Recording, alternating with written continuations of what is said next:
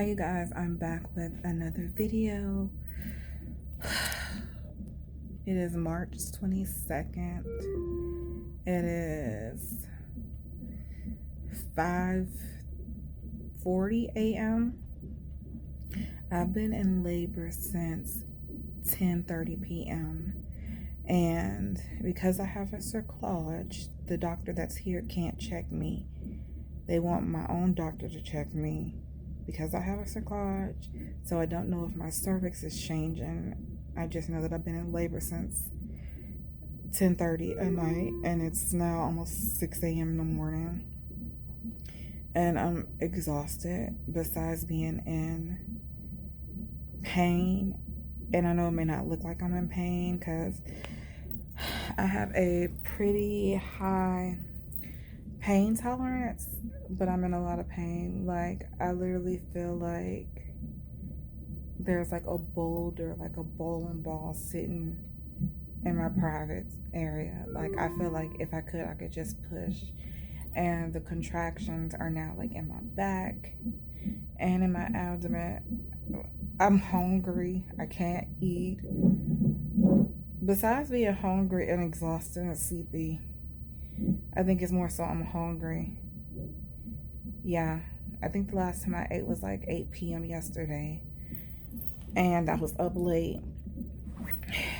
And then when I got put on the monitor for like my nighttime monitor at like 10:30, I started having contractions. And at first I wasn't even feeling the contractions.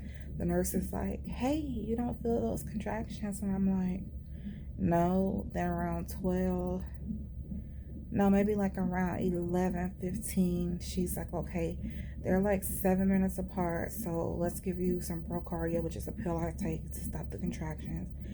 Then that didn't work, so then I had to get all these Turb shots to stop the contractions. That didn't work. They had to give me an IV. So now, yay me, I have an IV again, which sucks because I'm hard to stick, so I had to get stuck like 3 or 4 times before they actually found the vein that would work. Oh, and I've officially been in the hospital for 90 days straight, so I guess he was like, his 90-day probation period is up. He did his job. It's time for him to get some benefits. He's about to come out into the world. So hopefully my doctor should be here like around 7 or 6 a.m. and she can check me to see if my cervix is changing. The issue that I don't want to happen is for me to keep having contractions and my cervix starts changing and then my cerclage rips, which I've heard is, I've never had my cerclage ripped before. My last pregnancy, they just took it out. So I'm scared to know or to experience my cerclage ripping. And again, for people who don't know, a cerclage is when they like sew your cervix shut. So just imagine someone sewing your cervix shut, which sounds painful in itself, and it was painful, the recovery. But imagine it ripping. Like, imagine having to rip your stomach, something ripping your cervix open, and then having to push a baby out afterwards. That's seems very traumatizing. Oh my goodness, just thinking about it.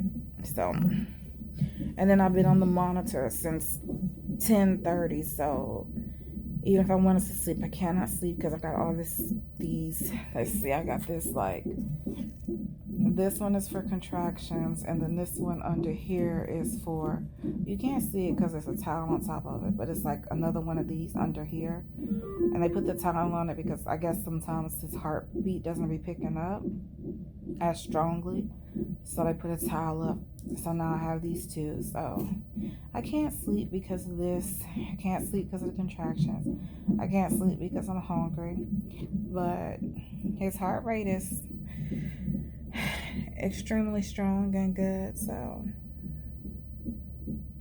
I will keep you guys updated if anything changes. If my doctor comes and checks me and she's like, "Hey, you've dilated some more." I'm already 1 centimeter dilated, so I don't know if I've dilated anymore, but I will keep you guys updated and let you know what happens next.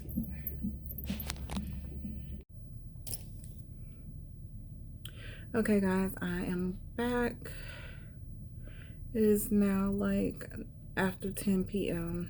So I've been having contractions for almost 24 hours. My doctor did come in and she checked me, and I'm still 1 centimeter dilated. And she's basically like, well, all we could do is keep giving you medicine to stop the contractions because you're only 34 weeks. And she's like, she doesn't want me to deliver right now because obviously he'll be premature. And I know this might sound so effed up and so selfish, but at this point, I'm just over it. Like, I'm exhausted. I'm tired. I'm so disoriented. I think I even told you guys it was March, and it's February. It was February 22nd. Mind you, I've been having contractions since yesterday, March 21st, since that last night. And now it's just a lot. I don't even know, honestly. I'm just like, I don't want my son to go to the NICU. I had to deal with, going to the NICU with Riley, my 8-year-old. And this is obviously before COVID. So the restrictions were way more relaxed. And I was able to have, Aria come see Riley in the hospital, her sister. I was able to have grandma and dad and everybody there to support one another while she was in the NICU. Now, because of COVID, if he's born premature, it's only one person at a time. So I have nobody to be there for me and be supportive of me. But at the same time, I'm miserable. Like, I'm overwhelmed, honestly. Like, I'm just sad. I'm lonely here. Like, because of COVID too, we can only have one visitor a day. Most of my family and everybody that I want to see gets off in the evening times. We live in Houston. 5 o'clock traffic is like LA traffic. It's ridiculous. So by the time they get off work and make it across town, they would have maybe like 30 minutes to spend with me because visiting hours are over at 6 p.m. So I barely see my family. Another sucky thing is that because of COVID, children can't come, which I think is stupid. So I can have one adult visitor a day. So I can see 7 different adults in a week. But my own children who are in the same household, I can't see them. I have more exposure seeing 7 different people, 7 different adults than my own 2 children that are in the same household or that, are exposed to the same germs. And like I said, I've been here for 90 days. I've not seen my kids in 3 months. Like, obviously I see them, on video chat and on phone calls. But it's not the same. And it's hard because I know they're sad and I know they miss me. And I feel, a little selfish because I'm like, I wanted this baby so bad and I wanted this pregnancy so bad. And it's just like, I feel like I'm neglecting my other kids. I know they're taken care of, but I don't want them to like hate me or have like any animosity or feel like I abandoned them, and I've been here so long. Like, I've been here for Thanksgiving, for Christmas, for New Year. I missed all those holidays with my other children because I'm in here trying to make sure this baby stays. And I'm just tired. Like, I'm tired.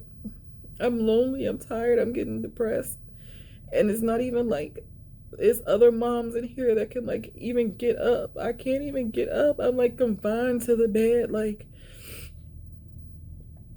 I literally have to these are my, I'm not even being dramatic. Like, these are my restrooms. I have to have a bowel movement in this and pee in these. And then every time both of these get full, I have to call and be like, hey, can somebody come empty my urinals? I have to have somebody bathe me. I can't even get up and take a shower. I have to have like a tech give me bed baths. Like, imagine being 28 and I'm obviously very capable, handy capable, but I'm at this point where I'm just dependent on everybody. So I'm like completely dependent on the nurses, the doctors, the techs to take care of me, and it sucks. And it's just like I'm 34 weeks. Yeah, 34 weeks, and at this point I'm just like I'm ready for him to be born. And y'all may not understand that, but I want to go home. I want to see my children. I want to hold my children. I want to kiss my daughters and hug them and spend time with them and do stuff with them. It'll be different if they could come up here and I could actually physically see them, even if it was just for like a couple of minutes. I can't even see outside, like, because I'm confined to my bed. I can't even, like other moms in here who can walk around their room or get up and go sit on the couch in our room and look out the window. I can't even look out the window. Like, it snowed here. It was snowing here and I didn't even get to see it. Like, it snowed in Texas and I was in here. I haven't had fresh air in 3 months. I haven't had any sunlight. Like, literally no sunlight, no nothing. I've just been laying in this bed for 3 months straight. At this point, my legs are so numb and so weak. Like, my calves literally are like jello. And I don't think people talk about this side of pregnancy. Everyone's like, pregnancy is a beautiful thing and it's amazing. No, it's not for me, not for people in my situation. It sucks. This sucks being in here. Like, anybody who's like, oh, you just need to be grateful you're pregnant. You need to be grateful that this pregnancy's lasting. I'm very grateful that I'm still pregnant. I'm very grateful that it lasted. But I still can feel overwhelmed. I can still feel like this sucks. I can still be tired. And I am. So at this point, the doctor's just giving me pain medicine. And then it eventually wears off. So I'm just getting pain medicine to deal with the pain of the contractions. Eventually sometimes they stop, and it may stop for like 30 minutes and they come back, and it's pretty much going through the same cycle of different medicines to get my contractions to stop. And she's like, I know you're tired, but you just gotta last 2 more weeks. So once I turn 36 weeks, she's going to take out my cerclage. And she pretty much said that when she takes out my cerclage, the baby's gonna just fall out, because the cerclage is the only thing holding the baby in, and I'm already 1 centimeter dilated. So if anything else changes, I will let you guys know. I'm just miserable here.